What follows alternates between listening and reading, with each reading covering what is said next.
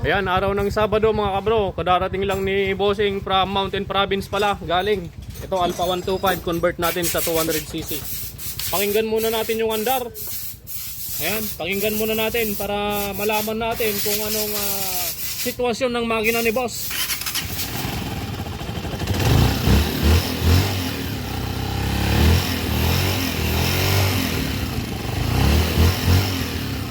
Medyo magaspang na rin yung timing gear nito, boss.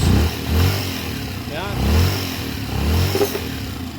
Okay, narinig na natin. Okay na. Papalitan na rin natin yan ng panggilid set ng 155 para mas malakas. Okay, 200cc plus 200cc lang mga kabro. Okay, ayan. Barako, tune up, linis carb. Tune up din. Alpha 125.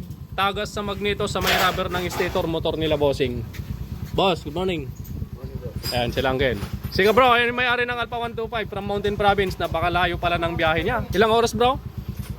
8 oras? Grabe. Si Brother Lito, siguro isang araw.